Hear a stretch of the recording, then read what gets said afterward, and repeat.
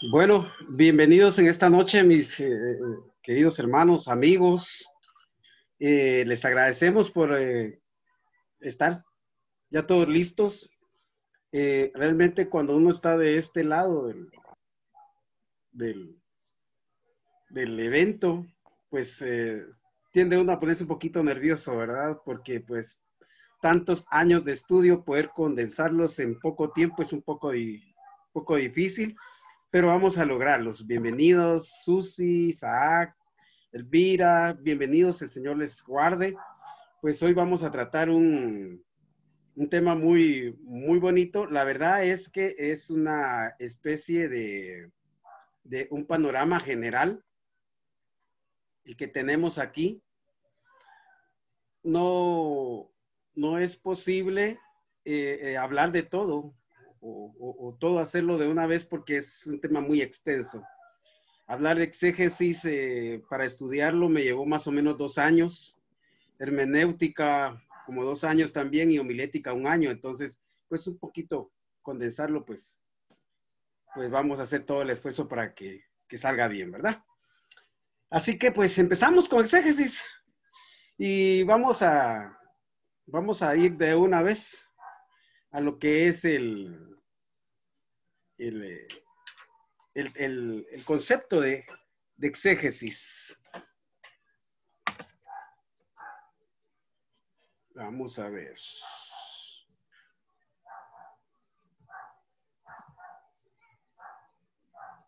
Aquí tenemos lo que es exégesis. Si ustedes quieren ir escribiendo, pues yo les voy a dar un tiempo, ¿verdad? Para que ustedes escriban.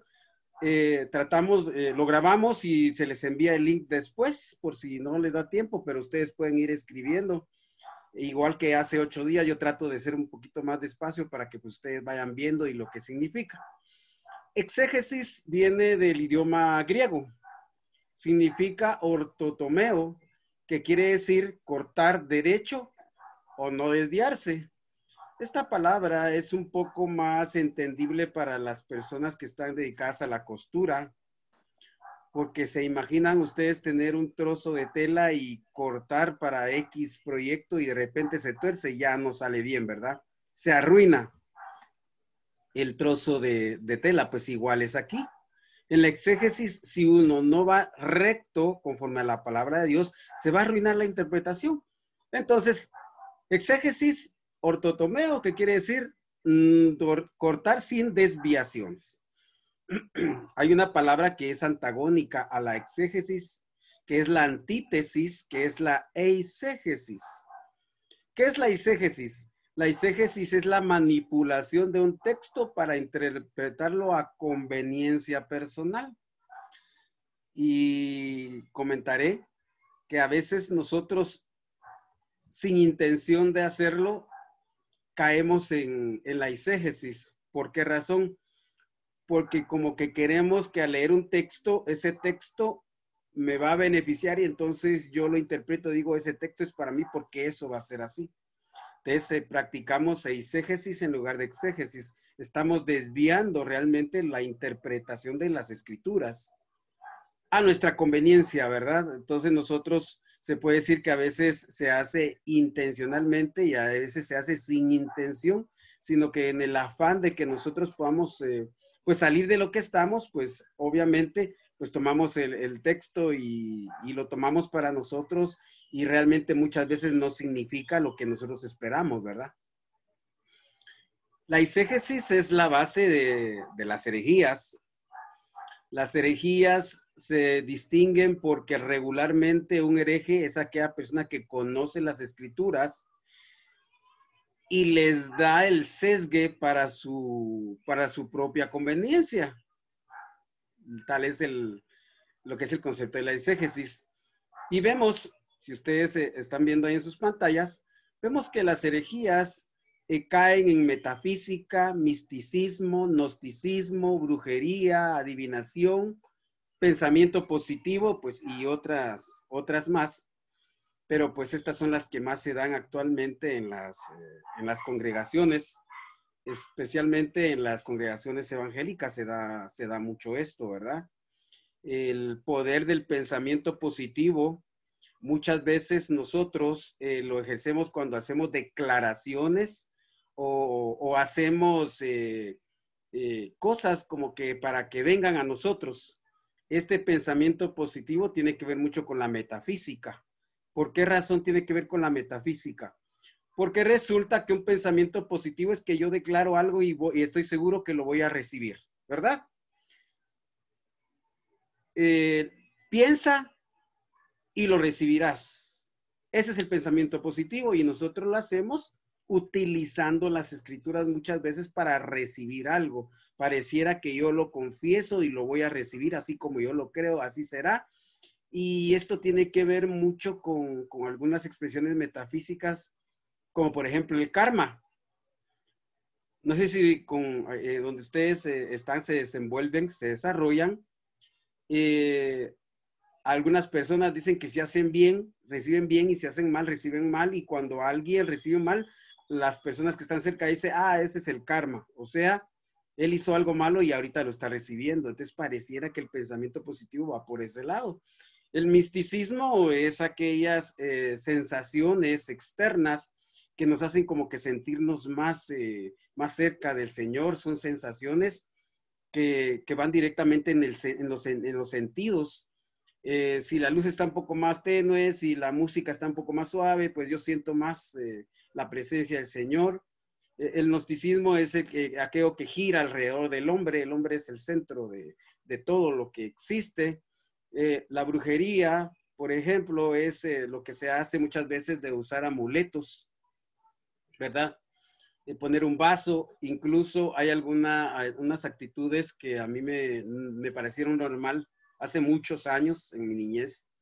Y de ahí me di cuenta que eran como aspectos de brujería porque era aquello de dejar la Biblia en cierto lugar, en cierta posición, en el Salmo 91, en el Salmo 1, en el Salmo 23, y si estaba abierta la Biblia así, no iba a pasar nada. Eso son signos de brujería, pues. Sabemos que la palabra de Dios es eficaz cuando nosotros la leemos, la entendemos y la guardamos en nuestro corazón. Entonces no es necesario que mi Biblia, como lo hacía mi abuelito, les digo yo, que tenía la Biblia abierta en el Salmo 91 en medio de la casa, nos iba a proteger. No es eso, es la palabra que hace raíz en mi corazón. Y la adivinación, que es algo muy común también, que es que regularmente conocemos que hay personas que tienen cierto don de que Dios les habla. Entonces, muchas personas, como lo saben, van con ellos, ¿verdad? A ver qué Dios les puede decir. Eso es adivinación. Porque no hay alguien con que nosotros podamos ir fulanito o sutanito y podamos decir, mire, voy a ir y usted dígame qué va a pasar. Eso es adivinación. Y lastimosamente muchas veces se cae en eso. En que queremos que nos digan las personas, un profeta o no sé, y vamos con ellos a ver qué nos dice hoy, qué nos dice para la otra semana. Y esa adivinación ya me parece a mí también un poco como del horóscopo, que yo tengo que saber qué va a pasar mañana. Entonces, como vemos, ese tipo de cosas sí se dan en las congregaciones, sí se dan. ¿Por qué? Porque hay una eisegesis, porque hay una manipulación de un texto para interpretarlo.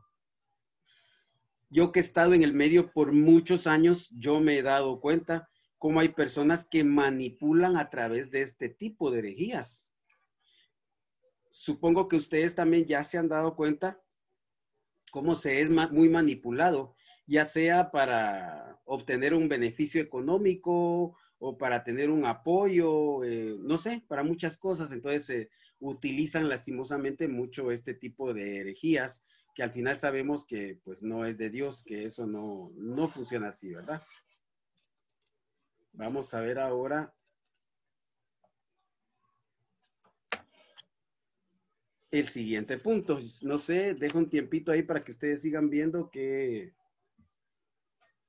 pueden volver a poner y escribir ahí.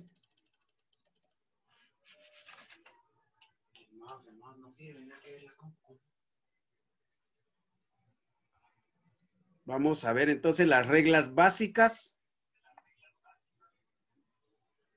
de la exégesis.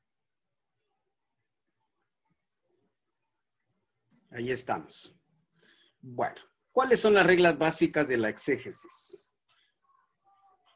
Primero, escudriñar las escrituras. Segundo, hablar de acuerdo a la palabra. Tercero, darle sentido a lo que se lee. Cuarto, demostrar las verdades bíblicas. 5, extraer la esencia de un texto. 6, usar la sintaxis. La sintaxis es la disciplina lingüística que estudia el orden y la relación de las palabras en una oración o en la oración. 7, interrogar al texto. Y 8, el contexto rige al texto. Hay una palabra más común que dice que un texto sin su contexto es un buen pretexto. Esa es una palabra más común utilizada, ¿verdad? Pero realmente el contexto rige al texto. ¿Por qué razón? Porque el texto puede ser o un versículo, o un capítulo, o una carta del Nuevo Testamento, o un libro del Nuevo Testamento, o puede ser todo el Nuevo Testamento, o puede ser todo el Antiguo Testamento. Por ejemplo, el Nuevo Testamento está regido por el Antiguo Testamento. Hemos visto en todas nuestras clases cómo nosotros vamos usando porciones del Antiguo Testamento para interpretar el Nuevo Testamento. Entonces, que estamos viendo que ese texto es regido por el texto anterior, ¿verdad? Pues la licenciada Claudia hablaba ayer de la cantidad de palabras que hay en el Nuevo Testamento que tienen referencia a las del Antiguo Testamento.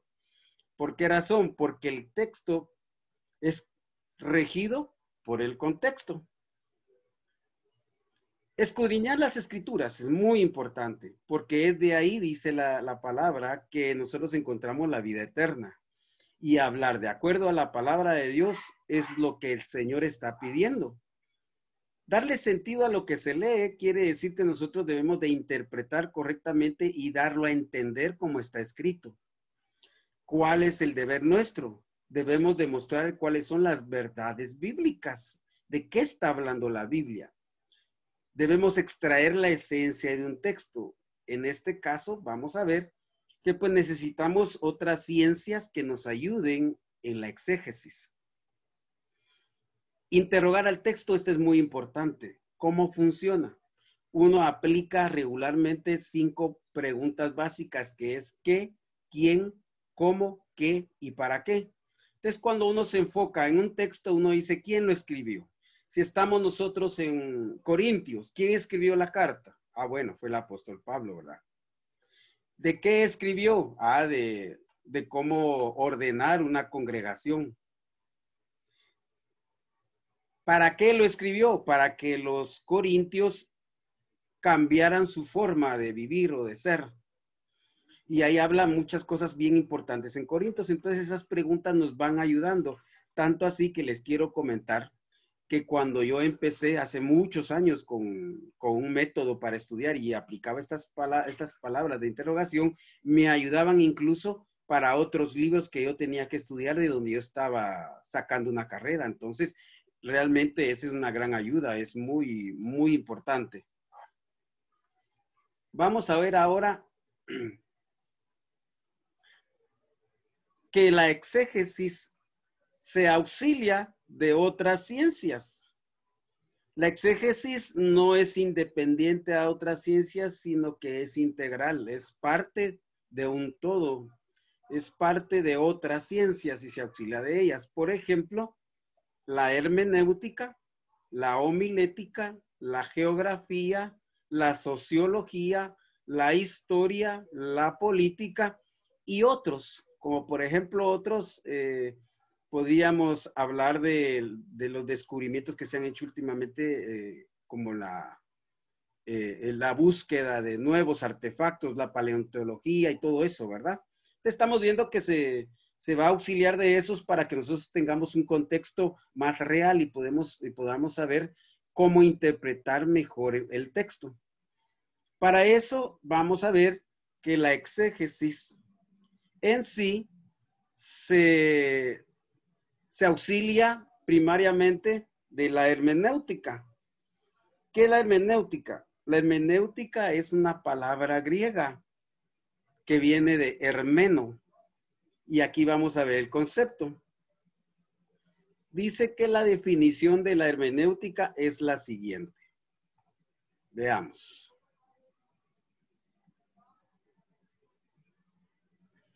Técnica o método de interpretación de textos. Ciencia que presenta los principios, métodos y reglas de interpretación bíblica.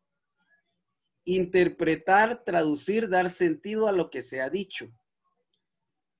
Ciencia bíblica es la ciencia de la interpretación aplicada a los libros y epístolas de la Biblia, realizando una exégesis. ¿Por qué es una técnica o un método de interpretación de textos? Porque necesitamos nosotros utilizar varios procedimientos para poder interpretar un texto. Por ejemplo, si yo estoy hablando de un texto del Nuevo Testamento, me es de mucha importancia conocer el contexto cultural del primer siglo de nuestra era, que cómo eran los romanos, qué lenguaje tenían y todo, y eso me va a abrir una mayor comprensión o mejor comprensión para entender el texto del Nuevo Testamento. Del Antiguo Testamento, pues tendría que ser de ya sea los imperios, del Medo-Persa, de Babilonia y el egipcio y todo eso, para poder entender mejor y explicar un texto. Ciencia que presenta los principios y métodos y reglas de interpretación. ¿Por qué razón? Porque hay métodos que nos ayudan a entender más. De hecho, hay métodos que nos ayudan a nosotros como a memorizar mejor los textos, ¿verdad? Hay principios por los cuales nosotros podemos guiarnos. Hay reglas de interpretación muy importantes que nosotros podemos seguir. También el punto número 3, que ya lo había leído, dice interpretar, traducir, dar sentido a lo que se ha dicho. ¿Qué quiere decir dar sentido? Que no podemos dar un mensaje que no sea coherente. Tiene que ser un mensaje que lleve una línea. Todos ustedes los que nos han acompañado durante todos estos meses se han dado cuenta cómo el ingeniero y la licenciada, ellos han trazado un mensaje con una línea que tiene una línea lógica, ¿verdad? Para poder aprenderlo. Nos hemos dado cuenta de eso. Entonces, se le da sentido a lo que estamos leyendo. La ciencia bíblica dice la ciencia de la interpretación aplicada a los libros y epístolas de la Biblia, realizando una exégesis. O sea que nosotros vamos a agarrar cada carta en el Nuevo Testamento y cada libro del Antiguo Testamento y lo vamos a someter a un estudio. A un estudio concienzudo, ¿verdad?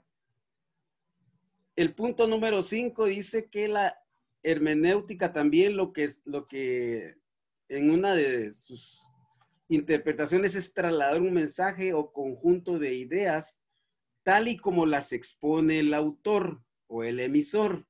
¿Qué quiere decir eso? Que nosotros tratamos de dar el mensaje tal y como está en la Biblia. Debemos de ser un tanto textuales. A veces, como se nos olvidan los versículos, cuando nosotros los decimos, en nuestro olvido decimos otras palabras, ¿verdad? Entonces ahí ya no estamos dando el mensaje que el Señor y el Eterno quería darnos realmente, no lo está dando. Entonces, vamos a ver que necesita trasladar un mensaje o el conjunto de ideas como Dios quiere. Nosotros estudiamos las Escrituras, la Torá, estudiamos cualquier parte, un texto de las Sagradas Escrituras y lo vamos a dar a entender tal y como el Señor quería que lo entendiéramos. Vamos a ir ahora, ¿qué dice aquí? Interpretar o traducir las Escrituras es una responsabilidad humana muy importante. ¿Por qué? Porque significa tomar el lugar intermedio entre Dios y su pueblo para transmitir o llevar un mensaje. No sé quiénes de ustedes tienen la oportunidad de poder llevar mensajes, el mensaje de las Escrituras, que a veces les piden, ya sea en una congregación o en una comunidad, o ya sea en la calle, que le hablen a alguna persona acerca de Dios. Entonces nosotros tenemos la responsabilidad importantísima de transmitir el mensaje tal y como Dios lo envía. Eso es. Estamos hablando de que en hermenéutica primero vamos a aprender nosotros bien para interpretar bien y para practicar bien las verdades del Señor. Entonces, el mensaje debe ser exactamente el que Dios quiere que su pueblo conozca para vivir y caminar de acuerdo a su voluntad. ¿Qué quiere decir eso? Que nosotros vamos a dar un mensaje que va a hacer que la gente, si tiene un mal vivir, cambie su forma de vivir, su forma de caminar o de andar en esta vida para adoptar lo que Dios quiere que él haga, para adoptar lo que dice la palabra y hacerlo suyo. Entonces, es importantísimo saber que nuestra gran responsabilidad es trasladar las Sagradas Escrituras tal y como Dios quiere que las conozcan las demás personas, ¿verdad? Vamos a ver que para nosotros la Biblia es la fuente primaria. ¿Qué significa esto? Significa que para nosotros, si no hubiera Biblia, no tendríamos de qué hablar. Definitivamente, no habría de qué hablar. Pero como tenemos las Sagradas Escrituras, pues esta es nuestra fuente primaria de conocimiento. Podemos leer buenos libros. Hay buenos autores cristianos que han hecho muy buenos libros. Sin embargo, para mí la fuente primaria va a ser las Sagradas Escrituras y después los otros libros, ¿verdad? ¿Por qué razón? Porque nuestra Biblia es la que está regida conforme a la voluntad de Dios, porque es la que fue inspirada para los hombres, ¿verdad? Entonces, si hay un libro, yo he leído varios libros, a través de lo que hemos estudiado, pues se leen muchos libros de personas cristianas muy influyentes. Sin embargo, para mí, primero va a ser la Biblia. Algunos estudiosos decían que cuando uno dedica un tiempo a la lectura que tiene que ver con las Sagradas Escrituras, se dedica más o menos el 20% a un libro cristiano y el 80% a leer las Sagradas Escrituras. Siempre tengo que tener yo la habilidad de que cuando yo leo un libro, debo saber si este libro está de acuerdo a lo que dicen las Sagradas Escrituras, ¿verdad? La Biblia se interpreta a sí misma. ¿Qué quiere decir esto? Que la Biblia realmente no necesita que alguien la interprete, necesita que alguien la comunique. Eso sí, que es donde nosotros vamos a participar. Pero realmente la interpretación misma, esa la va a dar el Señor por medio de su Espíritu Santo a cada uno de nosotros. A nosotros nos han comunicado el mensaje del Evangelio, el mensaje del Eterno, nos han comunicado, pero a nosotros ya nos toca la responsabilidad de ir y estudiar las Sagradas Escrituras, ¿verdad? No debemos nosotros de acostumbrarnos a escuchar por televisión, por radio o por cualquier otro medio y que lo que están diciendo ahí creerlo como verdad si yo no voy a las Sagradas Escrituras y yo lo verifico. Entonces, eso es muy importante. Ahora, yo quiero pedirles, por favor, como ustedes saben que estos cursos son de Biblia, ¿verdad? Que tomen su Biblia y vamos a ver qué es lo que dice en segunda de Timoteo 2:15. Este está en el Nuevo Testamento para aquellos que pues todavía no manejen mucho las Sagradas Escrituras. Segunda de Timoteo.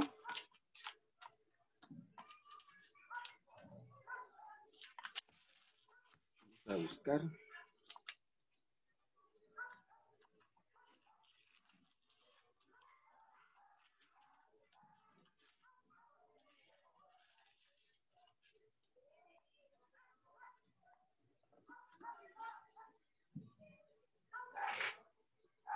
La carta segunda de Timoteo, capítulo 2, versículo 11.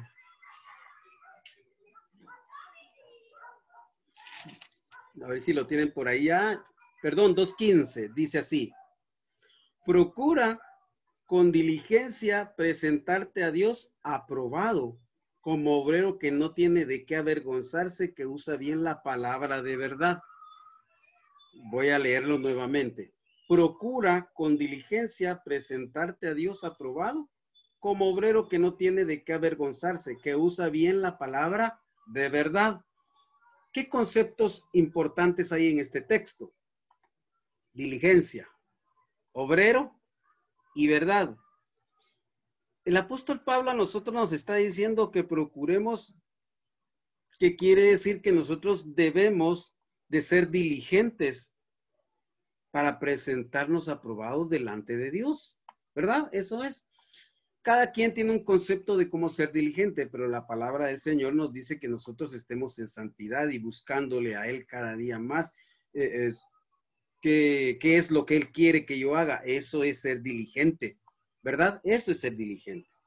De ahí el segundo concepto es obrero. Miren, dice que nosotros como obreros que no tenemos de qué avergonzarse, obrero es un trabajador, ¿verdad? Ya sabemos que un obrero es alguien que trabaja para el Señor, entonces debemos de no avergonzarnos. ¿Por qué razón? Posiblemente porque hay personas que quieren dejarnos mal en lo que nosotros hemos aprendido las escrituras y hacernos quedar mal, pero nosotros nos vamos a estar avergonzados porque sabemos en quién hemos creído, ¿verdad? Hemos creído en el Eterno, en el Señor, en el creador de todo el universo, entonces no tenemos que estar avergonzados. Y verdad que dice que usa bien la palabra de verdad. Pablo le está diciendo a Timoteo que hay otras traducciones que dicen que manejes la palabra de verdad con propiedad, dice también. ¿Qué quiere decir eso? Que manejes, y ahí hace una alusión a los soldados que manejan una espada. Los soldados se mantenían todo el tiempo habilidosos con sus espadas, ¿verdad? Porque de eso dependía su vida, pues. Si yo no manejaba bien su espada, alguien más pues los iba a matar. Entonces, nosotros tenemos que tener habilidad y manejar bien estas escrituras preciosas, porque de ellas depende nuestra vida eterna. Entonces, debemos de manejarla, y para manejarla bien, ¿qué tenemos que hacer? Tenemos que conocerlas, ¿verdad? Porque es la fuente primaria para nosotros. Vamos a ver ahora Primera de Pedro, capítulo 4, versículo número 11. Vamos a buscar Primera de Pedro, que vamos a encontrar más adelante. Capítulo 4, versículo número 11. Dice así: si alguno habla, hable conforme a la palabra de Dios. Si alguno ministra, ministre conforme al poder que Dios da, para que en todo sea Dios glorificado por Jesucristo, aquí a quien pertenece la gloria y el imperio por los siglos de los siglos. Amén.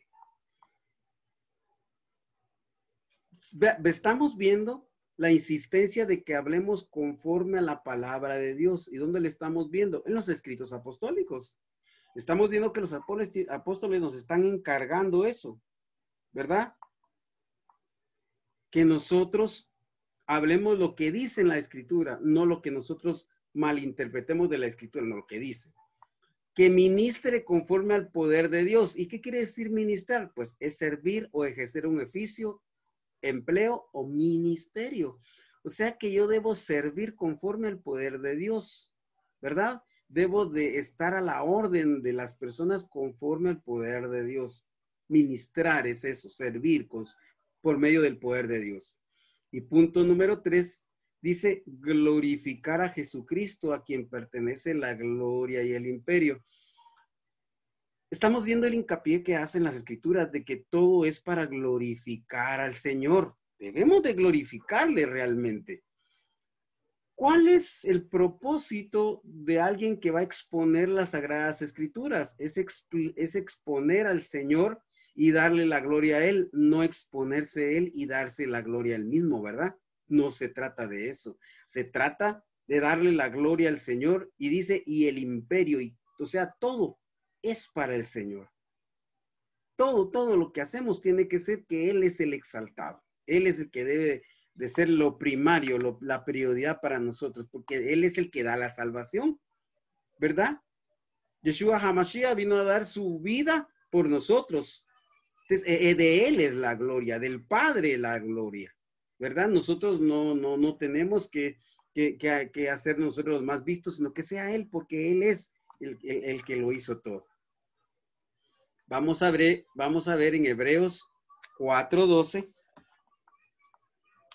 Como dijera mi antiguo maestro, hoy nos toca clase de bibliología, decía él.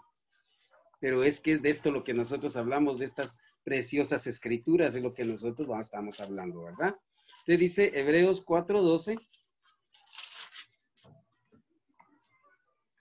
Porque la palabra de Dios es viva y eficaz y más cortante que toda espada de dos filos y penetra hasta partir el alma y el espíritu, las coyunturas y los tuétanos y discierne los pensamientos y las intenciones del corazón.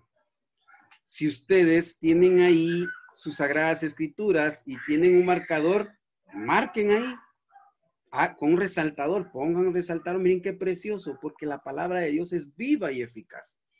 ¿Por qué la palabra de Dios es viva? Punto número 1, porque es como el agua que corre, es como el agua que va en un río.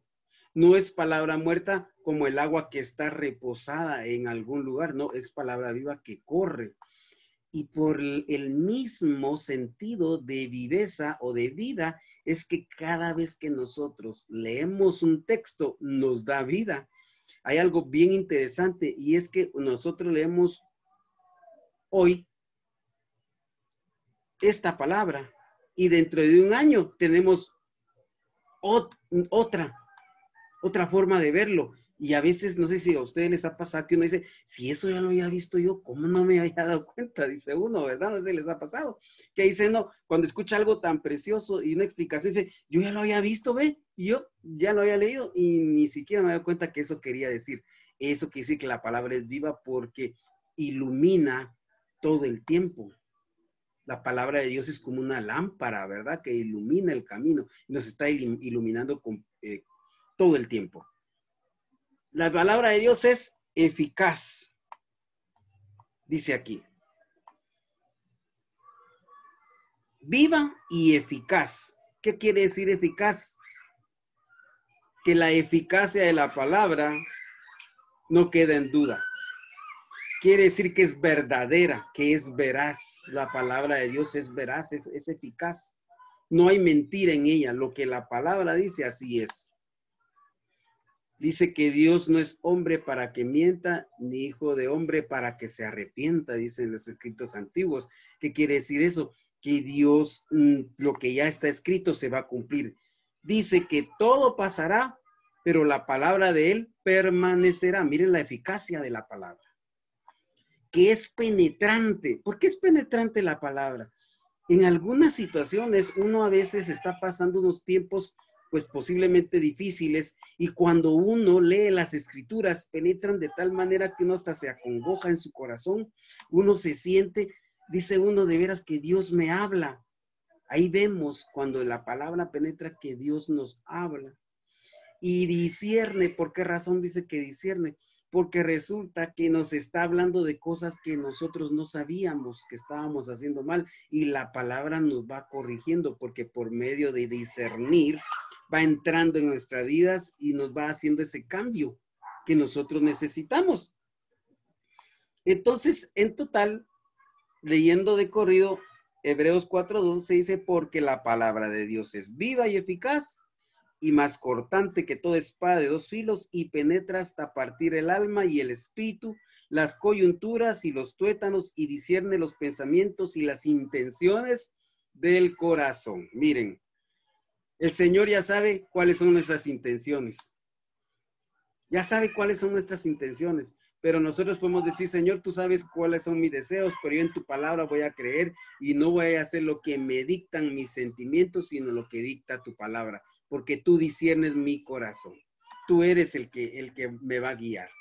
Segunda de Timoteo 3:16 y 17.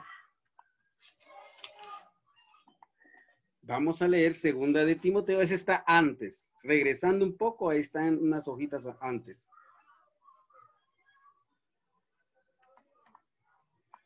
Toda la escritura es inspirada por Dios y útil para enseñar, para redarguir, para corregir y para instruir en justicia. Este versículo es bien importante porque aunque la escritura ha sido traducida en varios idiomas, fue traducida del hebreo al griego, del griego fue traducida al latín. Sin embargo, no ha perdido las Sagradas Escrituras esa inspiración de Dios. ¿Por qué razón? Porque a la fecha hay personas que se les regala una Biblia y se convierten con estas Sagradas Escrituras. Entonces, realmente, por mucho que se haya traducido la Sagrada Escritura, sí cumple su objetivo de cambiarnos, de llevarnos algo que nosotros estábamos esperando. Es de inspiración divina. ¿Y qué hace? Nos enseña. Si ustedes se dan cuenta, en todos nuestros talleres hemos estado aprendiendo y el Eterno nos ha estado enseñando muchas cosas preciosas. Tantas cosas que uno dice, lo quiero volver a ver, lo quiero volver a oír. Y como pasa en muchos cursos, a veces le dan uno los links y uno lo vuelve a ver y uno vuelve a entender pocas otras cosas que no haya entendido. Entonces estamos aprendiendo constantemente. La palabra de Dios nos enseña porque nosotros somos personas que podemos aprender. Porque aquí es donde está el consejo. Aquí es donde está. Por eso que nosotros decimos es la palabra de Dios. Porque sus palabras fueron escritas aquí. Lo que nosotros queremos saber de nuestro Dios, aquí está. Aquí están todas sus características. Dice también que nos redarguye. ¿Qué quiere decir eso? Que a veces nosotros estamos como tambaleando y el Espíritu Santo viene y nos dice, no, eso no se hace o eso sí se hace. Yo lo he vivido. Hay algunas cosas en las cuales yo he dudado qué hacer o cómo hacerlas y el Espíritu Santo me dice y me guía, ¿verdad? Corrige. El Señor me corrige a través de su palabra. De hecho, cuando uno viene al conocimiento del Eterno, lo corrige de tal manera que uno se cambia totalmente.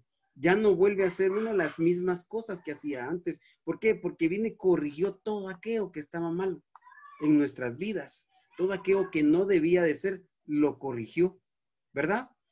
Y nos instruye. Una de las cosas bien importantes es la instrucción. El Señor es tan bueno y tan misericordioso que nos dejó este libro que nos instruye qué tenemos que hacer en el camino. ¿Cómo seguir el camino? Una instrucción es, por ejemplo, nosotros vamos en una carretera manejando un automóvil y vamos viendo las señales de tránsito en el camino que dicen alto, ¿verdad? A la derecha o a la izquierda o retorno. Esas son la instrucción nos va diciendo cómo debemos de ir nosotros en este camino que el Señor nos ha puesto y nos ha dado. Muy importante. Debemos de ¿qué? De seguir las instrucciones del Señor. Mi pueblo perece por falta de conocimiento, porque como no se instruyen, perecen espiritualmente, ¿verdad? Hay que instruirse en las palabras, hay que obtener el conocimiento de las Sagradas Escrituras. Vamos a ver, porque esta clase, como es de bibliología, le decía yo, pues vamos a ver todo lo que las Escrituras dice y vamos a ver cómo es que debemos de seguir esas instrucciones. Segunda de Pedro, este está adelante de aquí de Tito, Hebreos, y vamos a ver segunda de Pedro capítulo 1, versículo número 19. Son 3 versículos, del 19 al 21. Primera carta, segunda carta, versículo 1, capítulo 1, versículo 19, dice así. Tenemos también la palabra profética más segura, a la cual hacéis bien en estar atentos como a una antorcha que alumbra en lugar oscuro, hasta que el día aclarezca y el lucero de la mañana salga en vuestros corazones. Entendiendo primero esto, que ninguna profecía de la Escritura es de interpretación privada, porque nunca la profecía fue traída por voluntad humana, sino que los santos hombres de Dios hablaron siendo inspirados por el Espíritu Santo. Miren, qué interesante. como les digo, y si ustedes tienen ahí un resaltador, un marcador, anoten ahí para que esto nos quede ya subrayado, ¿verdad? Y dice así, primer punto, es la palabra profética más segura. Cuando nosotros sabemos que la Biblia es la guía, la regla, la luz, sabemos que estamos seguros caminando en ella. Si nosotros nos caminamos a la luz de la palabra de Dios, no vamos a perdernos, vamos a guiarnos bien.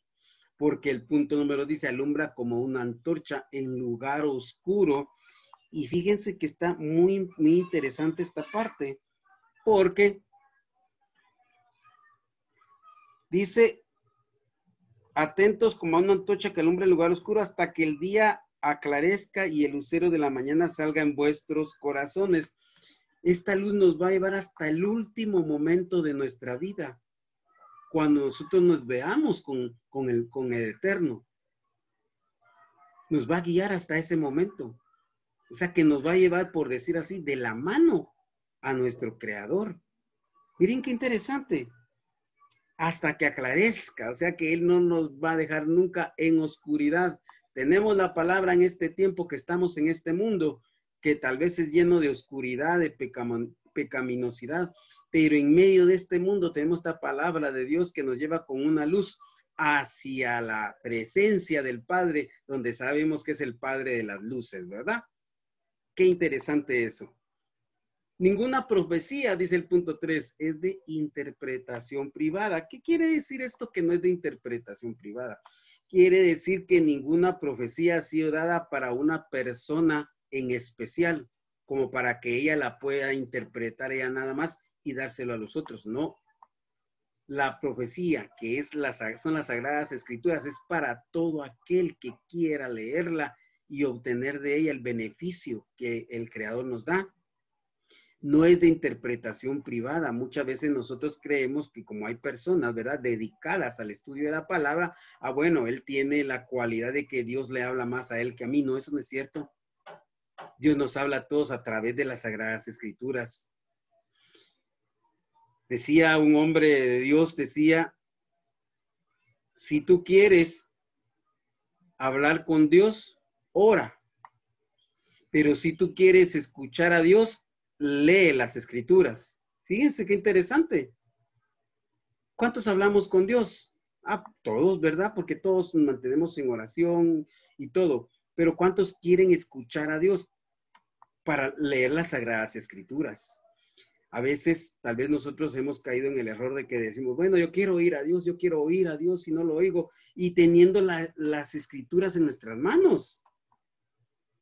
Teniendo las Escrituras en nuestras manos, nosotros creemos que no lo oímos. Vamos a las Escrituras, vamos a ver que ahí nos va a hablar Él directamente, sin intermediario. La profecía dice, no es traída por voluntad humana. ¿Qué quiere decir eso? Que no fue el buen deseo de buenos hombres escribir las Escrituras para ayudar a alguien. No fue eso, no fue el buen deseo del hombre de escribirla, fue Dios el que los inspiró a que escribieran las Escrituras. Y fue por siglos que las escribieron. Entonces, ahí vemos nosotros cómo Dios va hilando las Escrituras a manera de que llegara a nosotros al día de hoy y pudiéramos conocerlas. La profecía es inspirada por el Espíritu Santo a hombres de Dios.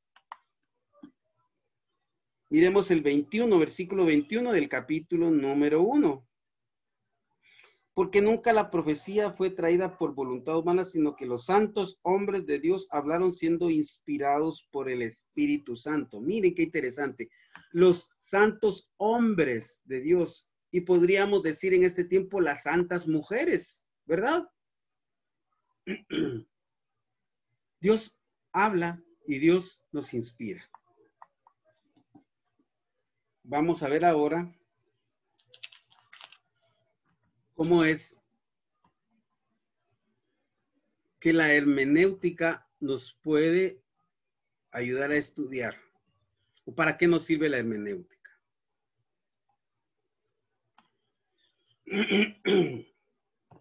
Bueno, dice,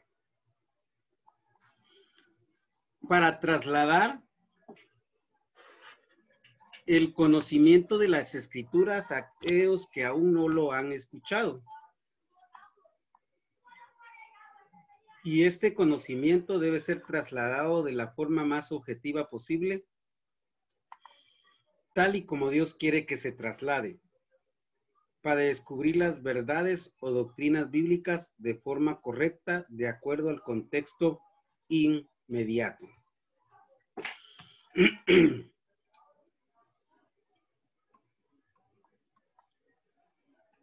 No sé si algunos de ustedes ya tienen qué es el concepto de hermenéutica, si han estudiado alguna vez este curso, si ya tienen el conocimiento básico de la hermenéutica. Pero lo que sí les voy a decir es que dice que el propósito de la hermenéutica es trasladar el conocimiento de las escrituras a aquellos que aún no lo han escuchado. El papel nuestro es compartir el mensaje que Dios le mandó al mundo, ¿verdad? Ya tenemos nosotros el mensaje, pero necesitamos compartir el mensaje. Y este conocimiento dice debe ser trasladado de la manera más objetiva posible. ¿Qué quiere decir eso? Tratemos de hablar del versículo tal y como viene. Por ejemplo, dice en segunda de Pedro 1:16 dice, porque no os hemos dado a conocer el poder y la venida de nuestro Señor Jesucristo, siguiendo fábulas artificiosas, sino como habiendo visto con nuestros propios ojos su majestad. ¿Qué está diciendo el apóstol aquí? Que él no está hablando de fábulas, sino que él está hablando de la verdad real, tal y como él lo recibió. Así debemos de hacerlo nosotros, tal y como él lo recibió. ¿Y en qué vamos a hacer? Vamos a descubrir estas verdades o doctrinas bíblicas de forma correcta. Y esto de acuerdo al contexto inmediato. Entonces veamos cuál es el contexto inmediato de un texto. Veamos cuáles son los textos inmediatos o cuál es el contexto de un texto. En este caso, el contexto inmediato sería el contexto histórico, el contexto político, el contexto cultural y el contexto religioso. Hay muchas instrucciones de tipo cultural que se dieron en las Sagradas Escrituras que ya no se hacen en este tiempo, porque fueron en la cultura en ese momento, por cuestiones de salubridad, por cuestiones sociales, entonces ya no se hacen en estos tiempos. Y religiosos y políticos, es importante saber cómo se manejaba la política, cómo se realizaba la sociedad en ese tiempo para poder interpretar correctamente un texto. Y para interpretar las escrituras es necesario conocer las figuras de lenguaje. Las figuras de lenguaje retóricas o literarias que se encuentran en ellas, como por ejemplo, la parábola, la alegoría, el símil y otros. No puedo detenerme a hablarles de la parábola, la alegoría, el símil, porque no me daría tiempo, pero estas son algunas de las figuras de lenguaje o retóricas que se usan en las escrituras.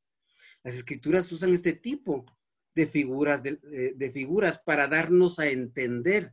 Las parábolas, ¿se acuerdan ustedes que el Señor Jesús habló mucho en parábolas? ¿Por qué razón?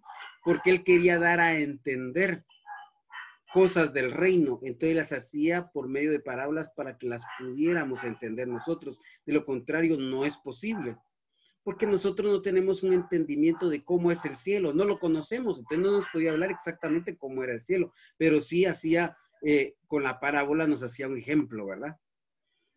La alegoría, el símil y otro. Los conceptos o términos cambian según las culturas, ¿verdad? Lo que estamos hablando al principio. Y es necesario conocer las diferencias para interpretarlos correctamente.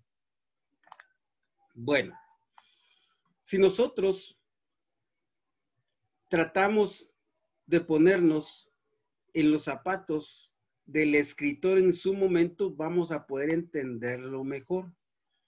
Por ejemplo, cuando vemos que Pablo escribe sus cartas desde la prisión. Nos ayuda mucho a entender cómo él, a pesar de estar prisionero, habla de un gozo. A pesar de estar en esa forma tan difícil. ¿Cómo sé yo o puedo ponerme en el lugar de Pablo? Yo vengo y voy a la historia y voy a ver cómo trataban a los esclavos en ese tiempo. ¿Qué les hacían? Pues resulta que les ponían un cepo en la mano y otro cepo en los pies y aparte les ponían cadenas del lado de afuera. Eso era estar prisionero.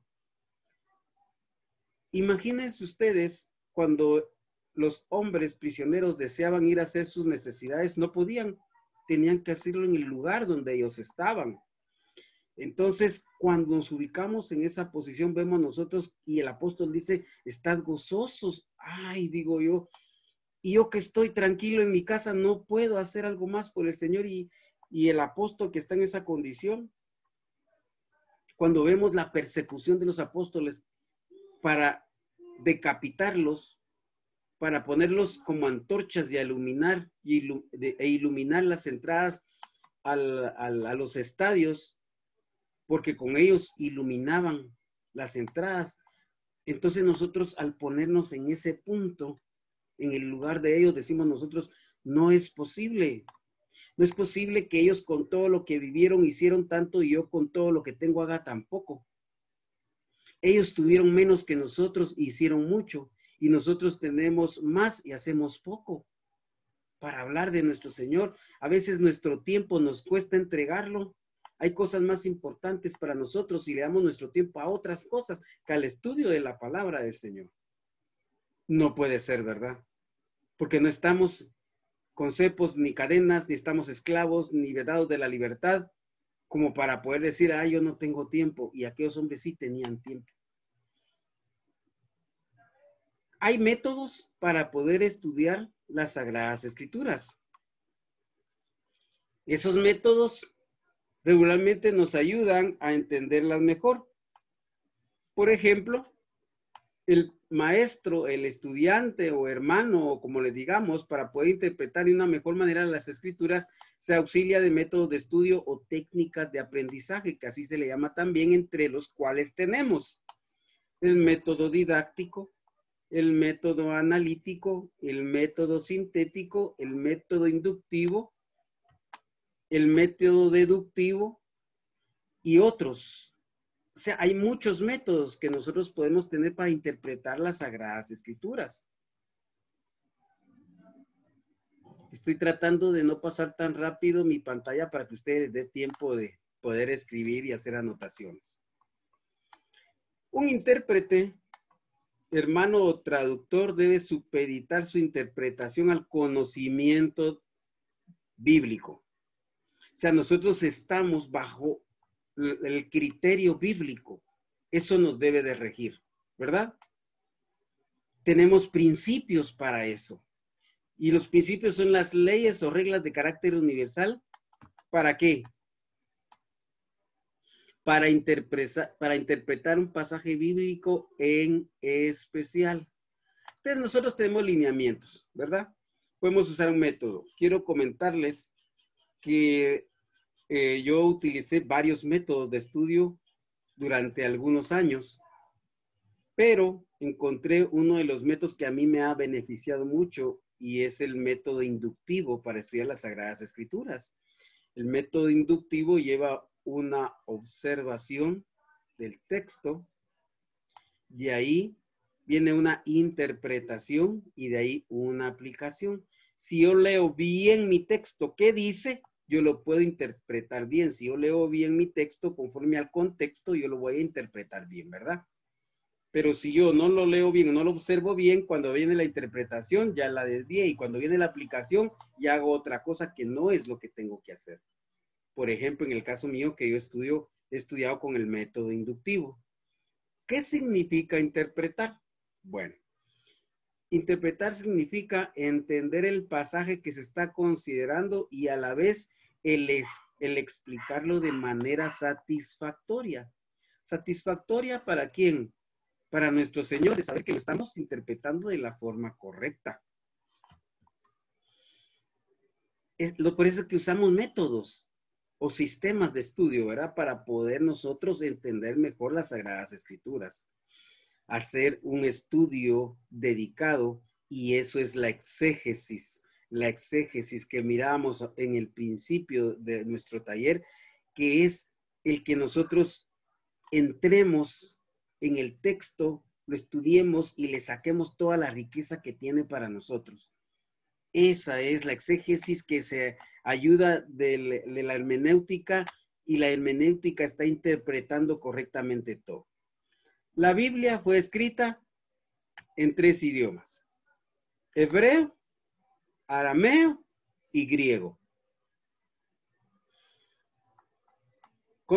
Consecuentemente, durante los siglos, pues ya fue escrita en otros idiomas, ¿verdad?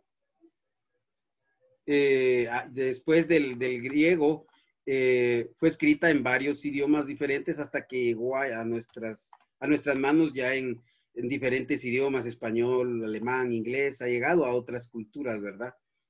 Pero antes de llegar a nuestros idiomas vernáculos, estas Sagradas Escrituras fueron tomadas de otros escritos más antiguos. Me gustaría explicar esas traducciones, como la Septuaginta, como la Peshitta o la del Oso, la Jerusalén, pero pues no estamos en ese tema ahorita, pero pues ha sido traducida, ¿verdad? Ha sido traducida muy bien, y como le digo, llegó hoy a nuestras manos, y estas Sagradas Escrituras siguen llegando a manos de más gente que sigue cambiando a raíz de esta escritura. Ejemplos de hermenéutica en la Biblia. Bueno, vamos a ver 3 citas como ejemplos de hermenéutica. Vamos a ver qué dice Marcos, el Evangelio de San Marcos, capítulo 5, versículo 41. San Marcos 5, 41.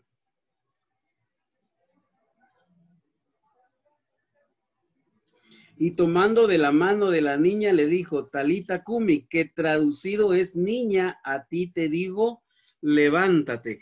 Que traducido, esa palabra viene del griego hermenia, traducir. Hay una parte en Romanos donde dice que el Mesías traducido al griego es el Cristo, por ejemplo, ¿verdad? Que el Cristo es el Mesías prometido. O sea, ahí se hizo una hermenia, una traducción. Vamos a ir más adelante en la misma carta a Marcos 15, 22.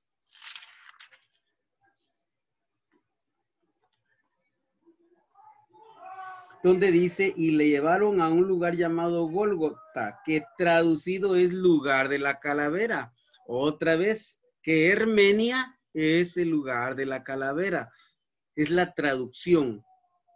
Y poner sentido, que también es parte de la hermenéutica, lo vamos a ver en Nehemías, en el Antiguo Testamento. Si son tan amables de seguirme a Nehemías, el profeta Nehemías.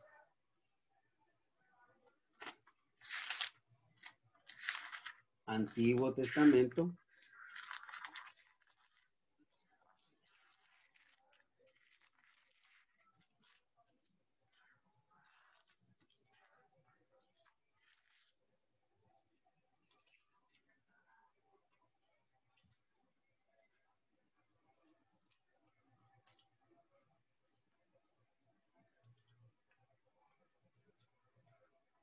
Aquí estoy buscando Nehemías. A veces cuando no tengo una Biblia en que regularmente lo tengo más ya a la mano, pero cuando son otras Biblias no las encuentro con la misma rapidez. Nehemías 8:8. Dice así: y leían en el libro de la ley de Dios claramente y ponían el sentido de modo que entendiesen la lectura. Lo repito, y leían el libro de la ley de Dios claramente y ponían el sentido de modo que entendiesen la lectura. Si lo tradujéramos al griego sería hermenia, que es darle sentido. Entonces vemos que nosotros debemos de, la hermenéutica nos ayuda a darle sentido para poder, dice, darlo a entender, para entender, que la gente entienda lo que estamos leyendo, ¿verdad? Muchas veces podríamos nosotros usar algo así como palabras técnicas bíblicas que las personas no entienden. Por ejemplo, yo no puedo venir con alguien y decirle, oh, el logos de hoy sí que siento que se me va a hacer un rema mañana, por ejemplo, ¿verdad? No puedo venir con esas palabras griegas a hablarle a alguien y que va a decir, ¿qué es eso de logos? ¿Qué es rema? ¿Qué es el dabar? No, es que el dabar de Dios me cambió, dice uno, ¿verdad? Y es una expresión hebrea, dicen el dabar. ¿Qué es eso, el dabar? Entonces nosotros debemos darle sentido a la palabra, de trasladarla a palabras que nos entiendan, llevar la palabra de una manera más sencilla. De eso se trata. Pero, eso sí, que sea conforme a lo que las escrituras nos enseñan, ¿verdad? De eso se trata, que nosotros hagamos eso. Vamos a ir a un punto muy importante y es la homilética. ¿Qué es la homilética? Veamos qué es la homilética. Bueno, la homilética es una rama de la teología pastoral que se encarga del estudio de un sermón o discurso religioso y trata de manera principal sobre la composición, reglas de elaboración, contenidos, estilos y correcta predicación del sermón. Nos enseña cómo presentar con elegancia y estilo un discurso. Esa es la homilética. Estamos viendo la exégesis primero como un punto importante, de ahí la hermenéutica, y ahora estamos viendo la homilética. Como les comentaba de principio, estoy dando solamente términos muy generales, ¿verdad? Porque esto es, pues, más profundo. Esto lleva mucho tiempo. De hecho, hasta aquí nos llevaría a estudiar un método, la hermenéutica, un método que posiblemente nos lleva hasta 2 meses para poder estudiar el método, ¿verdad? Entonces, pues estamos dándole un panorama muy general a lo que es la exégesis y la hermenéutica, pero los puntos importantes que nosotros debemos saber en esto es que debemos de trasladar las Sagradas Escrituras tal y como nosotros nos va guiando el Señor para que la demos, no a nuestro gusto, no a nuestro placer. Como les decía en el principio, realmente se ha tergiversado tanto la palabra, se le ha dado un contexto tan diferente que muchas veces lo que pasa o lo que se dice ya no es lo que está en las escrituras. Es más, nosotros a veces hasta con la buena voluntad de ayudar a alguien, le leemos un versículo con tal de que se sienta animado cuando el versículo no es para lo que él tiene o para lo que yo tengo, ¿verdad? El versículo debe ser bien interpretado. Agarramos la Biblia y como ya la estudiamos, no agarramos las escrituras al azar, sino que ya vamos nosotros a Nehemías, Jeremías, Éxodo, Levítico, Marcos, Lucas, no la agarramos al azar la Sagrada Escritura. Eso no funciona así. Nosotros vamos y leemos y dice de Jehová, por ejemplo, en el Salmo 24, de la tierra y su plenitud del mundo y los que en él habitan. Miren qué precioso, de Jehová es la tierra y su plenitud y el mundo y los que en él habitan. O sea que nosotros somos de él. Somos de él. Entonces, como somos de él, él va a cuidar de nosotros. Cuando yo tengo alguna duda sobre lo que a mí me está sucediendo, yo puedo leer aquí que dice que el mundo y nosotros somos de él. Si eso es cierto, quiere decir entonces que él está a nuestro cuidado, que él está viendo por nuestras necesidades. Entonces yo no necesito ir con alguien a que me diga qué es lo que Dios me dice para mi necesidad de mañana. No necesito ir con esa persona porque aquí están las Sagradas Escrituras, ¿verdad? Cuando yo tengo un problema de salud, yo veo en su palabra que Él es sanador, que Él me puede sanar. Y si aún Él no me sanara tal y como yo espero, yo sé que hay un propósito en esa enfermedad, en esa escasez, en lo que tengamos, hay un propósito de parte de Dios. Entonces, vemos la hermenéutica, cómo nos va ayudando a entender esto, y con métodos y viendo lo que es el idioma, viendo los puntos y las palabras importantes, un por qué, un para qué.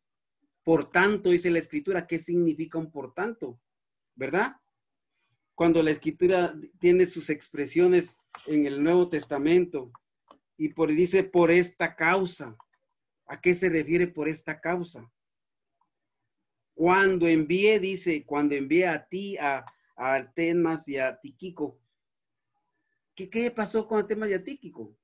Entonces, ¿qué significan esas expresiones, las puntuaciones, las comas, los puntos? Cuando hay un punto, ¿qué quiere decir? ¿Qué pasa con el siguiente texto, con el anterior? Cuando hay una coma, cuando hay dos puntos.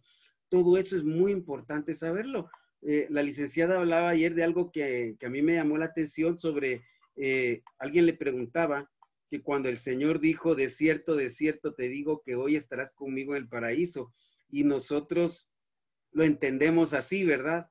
Pero cuando la licenciada explicaba y decía ella que decía, de cierto te digo hoy, y ahí había un signo de puntuación, que tú estarás conmigo, o sea, le dijo hoy, que él iba a estar con él, le estaba diciendo, ¿verdad? Entonces vemos esos signos de puntuación muy importantes, hasta esas comas y esos puntos debemos de aprender, la hermenéutica nos enseña eso. Porque todos, pues, ni modo, yo en un principio pensaba que el Señor se iba con él, pero pues ya viendo que el Señor había bajado a la parte interna de la tierra, de ahí había subido al Señor, de ahí había regresado a mostrarse a los hombres, en donde hoy, si el Señor lo hizo en 3 días, ¿verdad? Miren qué interesante, la hermenéutica nos enseña eso. De hecho, el estudio metatextual es un estudio hermenéutico exegético. ¿Por qué? Porque está llevando a cabo otro idioma, aparte del español, está llevando otro idioma que es el hebreo, o que es el arameo, o que es el griego, para saber cómo entender lo que las escrituras nos están explicando. Sí, la hermenéutica es eso. Cuando nosotros estudiemos hermenéutica, vamos a ver que vamos a cambiar, vamos a ser mejores estudiantes cuando llevemos el curso de hermenéutica. Ya el curso de hermenéutica, ya adentrando en él, ya es bien diferente.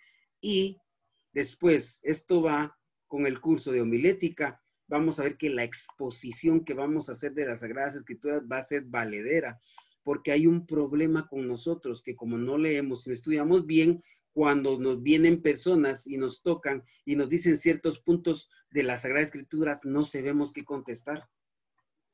No sabemos qué contestar. Hay personas que están mejor preparadas que nosotros y ellos no tienen la verdad y nosotros sí. Por eso es que mucha gente a veces es engañada porque no estudian la palabra. Entonces con cualquier palabra que le salen otras personas, las engañan, ¿verdad? Entonces necesitamos nosotros los estudios rigurosos de las Sagradas Escrituras para poder aprender de nuestro Señor. La hermenéutica, ese curso es bien precioso porque ahí aprende uno y se disciplina uno a estudiar. Yo no sé cuántos de ustedes tienen el hábito de poder leer la Biblia por lo menos 1 hora al día, o cuántos van más allá todavía de tener 1 hora para hacer un estudio de un versículo durante 1 hora. Mínimo lo que hay que hacer es un devocional mínimo al día, ¿verdad? Mínimo. ¿Qué es un devocional? Que agarro una escritura, la leo y me ocupo unos 15 o 30 minutos para un devocional. Pero hay personas que no hacen ni devocionales, no leen la Biblia, mucho menos hacen un estudio en la Biblia. Entonces, cuando viene alguien con una herejía, fácilmente los engañan. Y ahí andamos viendo que hay personas que andan de un lugar para otro y hacen unas preguntas que uno dice, pero eso está en la escritura. Ah, de veras. No, pero es que el hermano o el líder o el expositor dijo eso. No, pero no está aquí. O sea, si no está aquí, lo que él diga no es válido, pues, ¿verdad? Porque es a la luz de las Sagradas Escrituras. Eso es para terminar con el concepto de la hermenéutica. Y ahorita ya para comenzar en el punto de la homilética, que es una rama de la teología pastoral que se encarga del estudio de un sermón o discurso religioso, trata de una manera principal sobre la composición, reglas de la elaboración, contenidos, estilos y correcta predicación del sermón, y nos enseña cómo presentar con elegancia y estilo un discurso. Hemos de conocer por lo menos una persona que dice uno, esa persona, cómo traslada el mensaje tan bonito. Qué forma de darlo. Por lo menos conocemos uno, ¿verdad? Eso es ser un homilético, es trasladar el mensaje de una manera hasta agradable. Hay personas que hasta le dicen a alguien, mire, es que usted está re mal, lo que usted está haciendo no es bueno. Y uno hasta dice, no, ay, es cierto, lo acepta con facilidad por la forma en que está trasladando el mensaje. Eso debemos de hacer nosotros con el mensaje, no es un mensaje muchas veces grotesco, como lo hemos, o como a mí me lo enseñaron. A mí me enseñaron un mensaje grotesco, tanto así que yo creo que fue el temor tan fuerte al infierno que a mí me hizo arrepentirme de todo lo que yo estaba haciendo.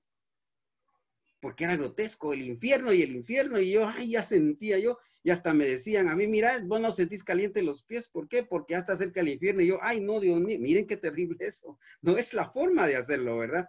O nosotros con nuestros hijos nos equivocamos, y para que ellos se acerquen al Señor como que queremos infundirles miedo, no sé si se han dado cuenta ustedes, con tal de que ellos se acerquen, ay, vas a ver, algo te va a pasar, porque mira, no funciona así, ¿verdad? Y después posiblemente sí le pase algo y nosotros nos vamos a sentir culpables. No es con intimidar a las personas o causarles miedo que ellos van a llegar al Señor. No es así.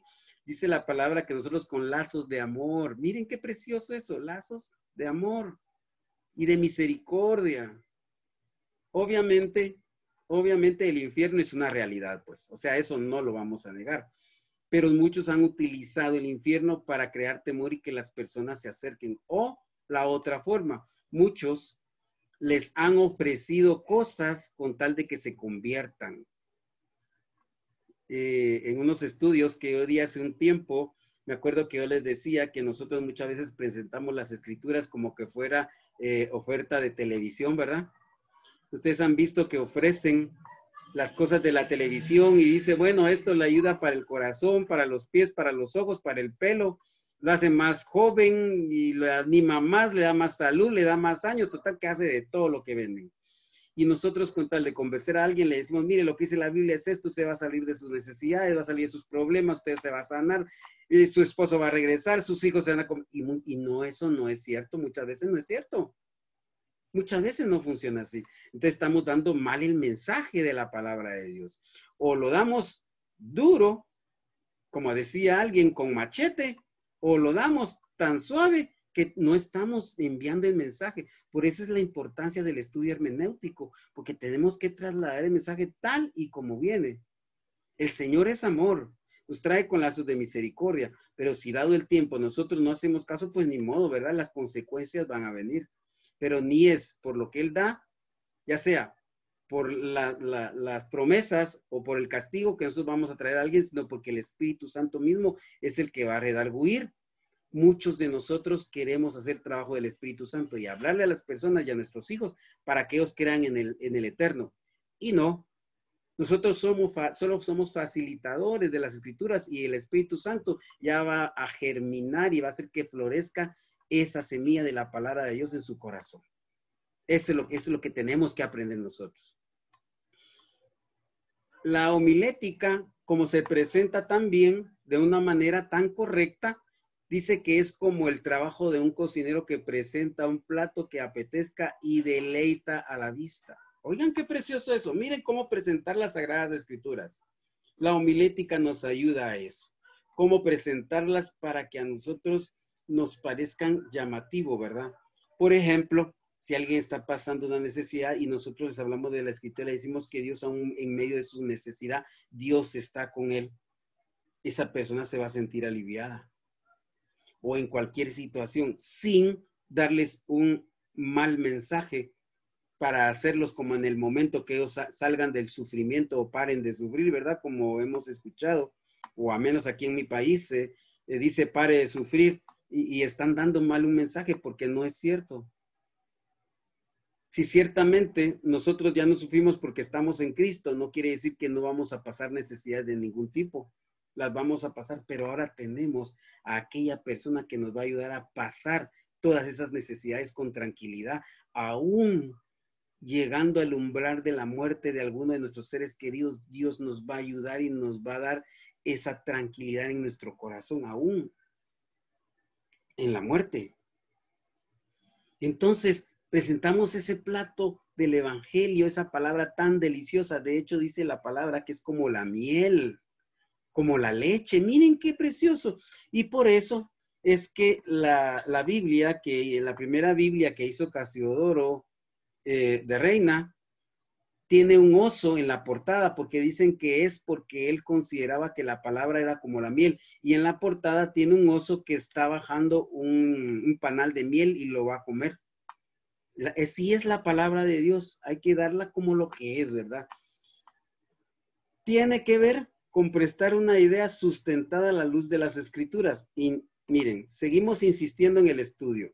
Esto es bien importante. ¿Sabe por qué es importante insistir en eso? Porque como hay tanto ahora que se ha sesgado de la palabra, tenemos que hacer énfasis en que debe de presentarse sustentada a la luz de las escrituras, con la presentación de temas bien argumentados. La hermenéutica y la homilética son la base de una buena apologética. ¿Qué es la apologética? Es cuando uno tiene suficientes argumentos para expresar por qué cree en cierta cosa. Esa es la apologética. Cuando nosotros vemos en la historia a Martín Lutero, cuando él lee en Romanos capítulo 1, 17, que por la fe somos justificados, él empieza un estudio de esa carta tan exegético que él hace cartas y cartas y cartas y hojas, y él argumenta por qué él cree que es por la fe, porque él cree que no es necesario dar dinero a cambio de algo espiritual, porque eso fue uno de los problemas que Martín Lutero vio, que para obtener un beneficio espiritual había que pagar con una indulgencia. Lastimosamente, con unos teólogos que estuve participando, se llegó a la conclusión que actualmente se están vendiendo indulgencias, porque si yo doy tal cantidad, Dios me va a responder. Eso no es cierto. Yo no puedo manipular a Dios. Yo no puedo que peor por lo material, que yo vaya a decir que por algo material Dios me va a dar algo. Eso no es cierto, ¿verdad? Entonces, pues vamos a ver que las escrituras se presentan, pero deben de presentarse sustentadas a la luz de las escrituras y con la presentación de temas bien argumentados. Cuando alguien llega a nuestra puerta o alguien que no conoce del Señor o otra persona de otra religión dice, mire tal y tal cosa, yo tengo en mi corazón el deseo de expresarle por qué yo creo en lo que creo. No lo quiero sacar a él de su error, sino yo le digo, mire, yo creo porque es esto y esto. Y la palabra Dios dice esto, esto y esto, porque yo la estudio. Y las personas a ver la convicción de uno van a decir, oh, entonces yo voy a ver si es cierto lo que yo creo, porque así es, ¿verdad? No es cerrándole la puerta en las narices a las personas que llegan hablando de otra religión, como nosotros vamos a hablar del evangelio. No es así, es con paciencia, es con tranquilidad, es con amor que lo vamos a hacer.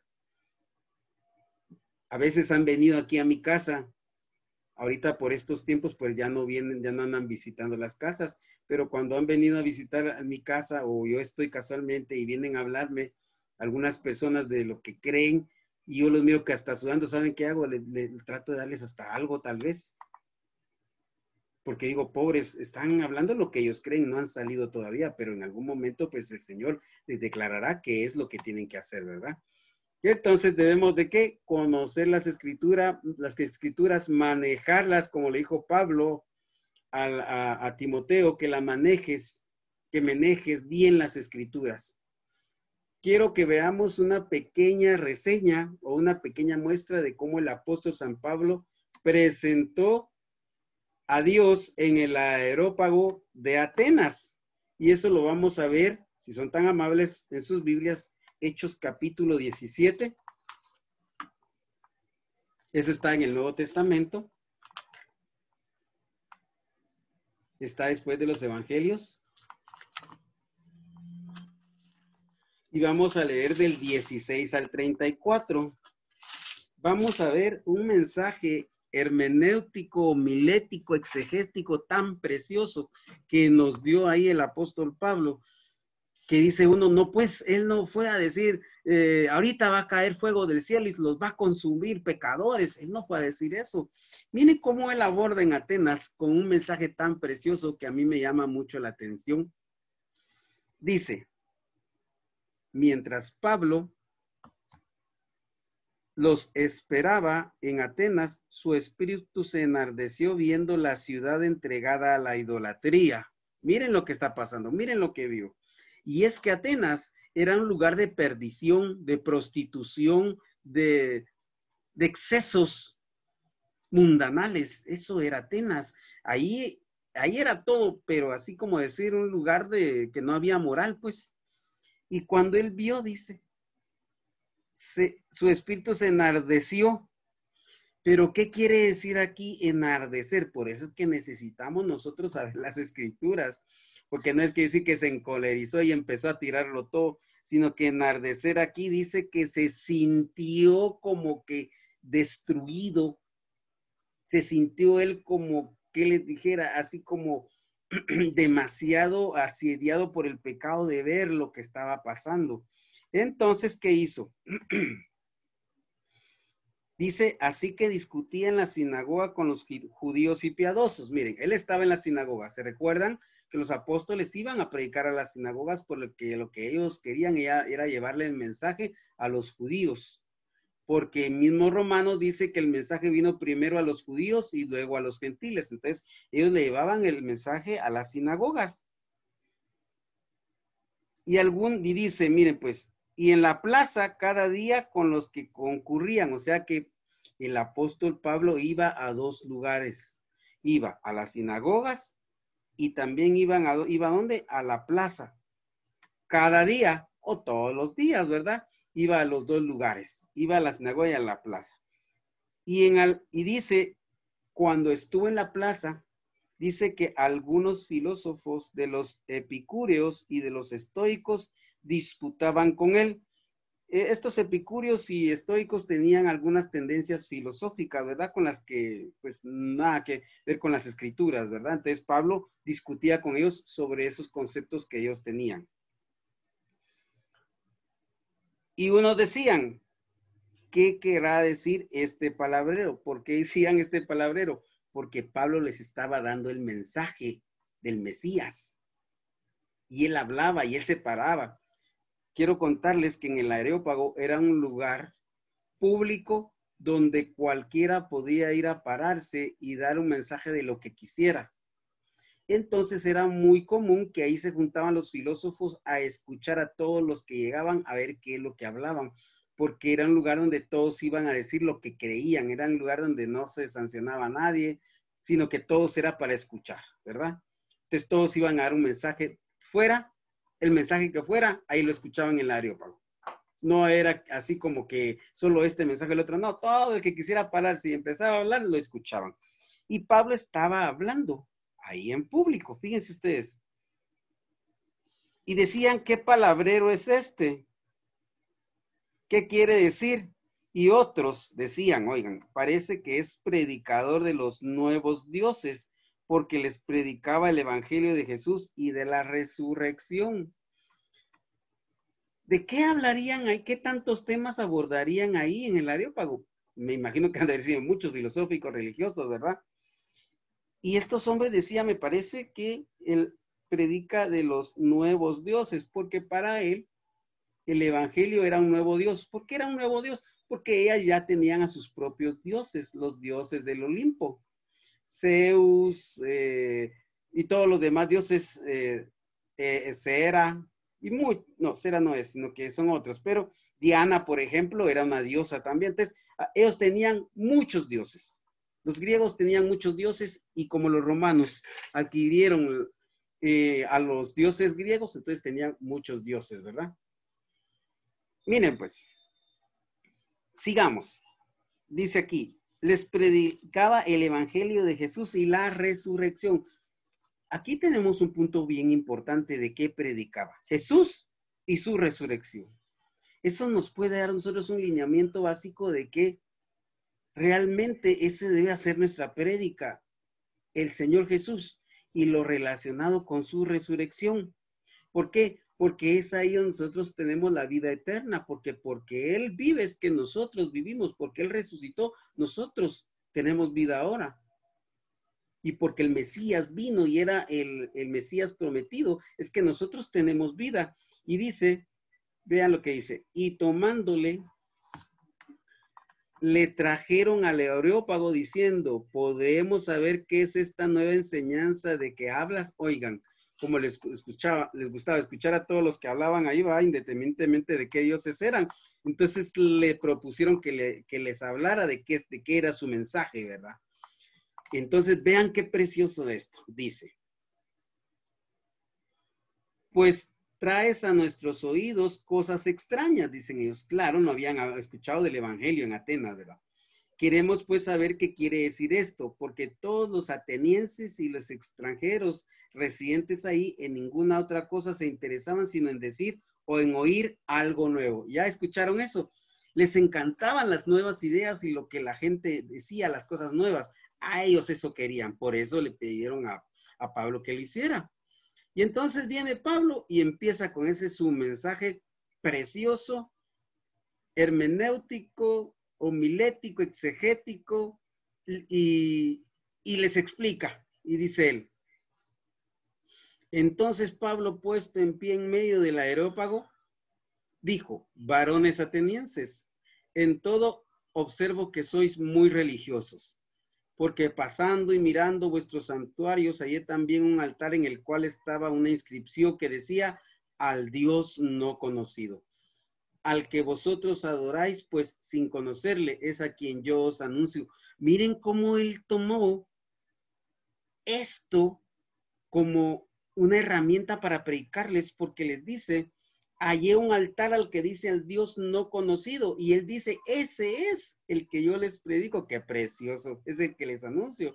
El Dios que hizo el mundo, y les empieza a decir lo que es nuestro Señor, dice, el Dios que hizo el mundo y todas las cosas que en él hay, siendo Señor del cielo y de la tierra, no habita en templos hechos de manos humanas, vean, ni es honrado por manos de hombre, no de mano de hombre como si necesitase de algo, pues él es quien da a todos vida y aliento y todas las cosas, y de una sangre ha hecho todo el linaje de los hombres. Aquí está hablando de Génesis, ¿verdad? De un linaje está hablando de Adán, de Eva,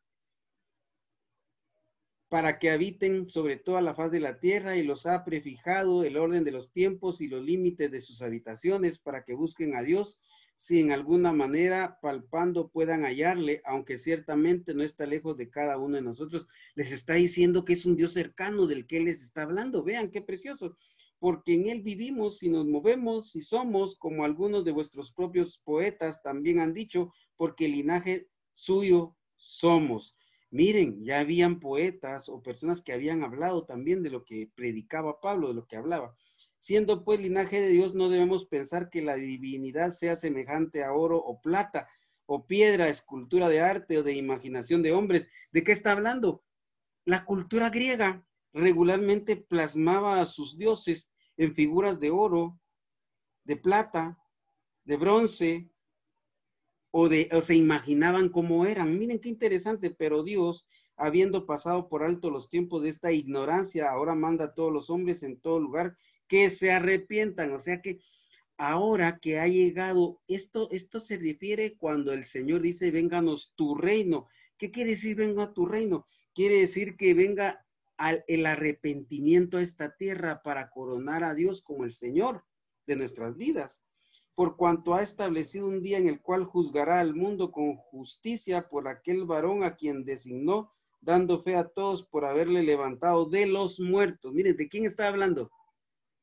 Del Mesías prometido.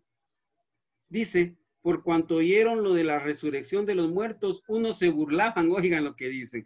O sea que cuando nosotros demos un mensaje y se burlan, no es nada nuevo. Ya lo hicieron con los apóstoles.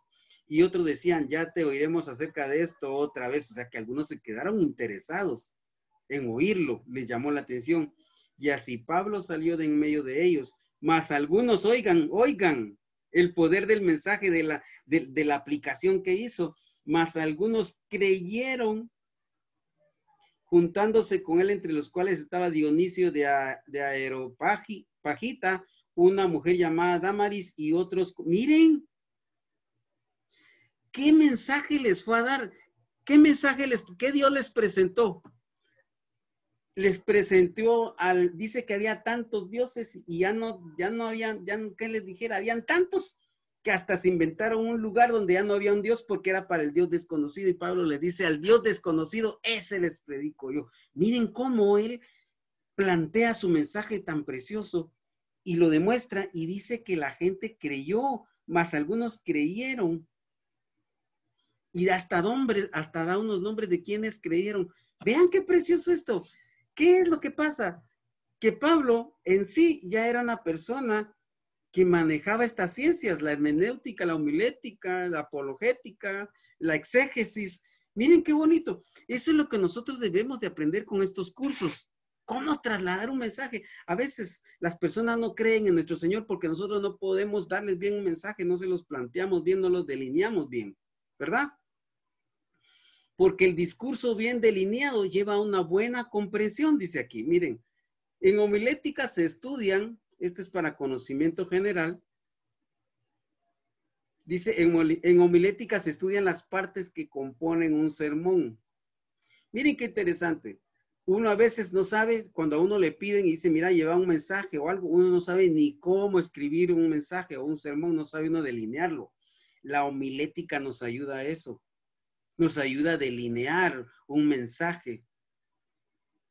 Dice que los mensajes o los sermones están compuestos en diferentes partes, como un discurso. Y hay diferentes sermones y hay diferentes discursos. Y la presentación de los sermones y los discursos se presentan según el grupo objetivo al que se va a dirigir. Miren qué interesante eso. Por ejemplo, cuando nos toca ir a darle las buenas nuevas en los hospitales, nosotros tenemos que saber qué tipo de mensaje o de discurso vamos a dar, ¿verdad? No vamos a ver cualquier, ese es el grupo objetivo nuestro, es ir al mensaje, ya sea a los hospitales, a las cárceles, o alguien que predica en las calles, en los parques, o en grupos que se hacen en los hoteles, para distintos tipos de personas. Nosotros tenemos que saber qué tipo de sermón o de discurso vamos a dar para esas personas. Cuando nosotros vamos a preparar un sermón o un discurso, debemos pedirle al Espíritu Santo que nos diga qué es lo que vamos a decir, qué vamos a hacer.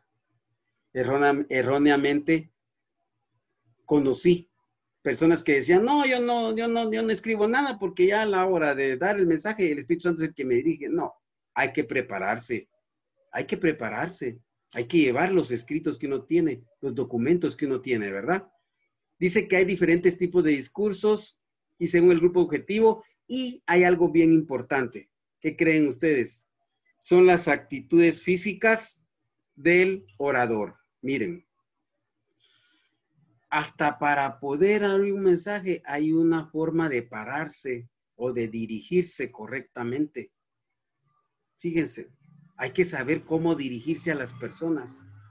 Y tenemos ejemplo cuando hemos visto nosotros discursos de políticos o discursos de grandes hombres que representan a multitudes. Vemos cómo se paran, cómo se dirigen, cómo ellos tienen esa forma de dirigirse a las personas.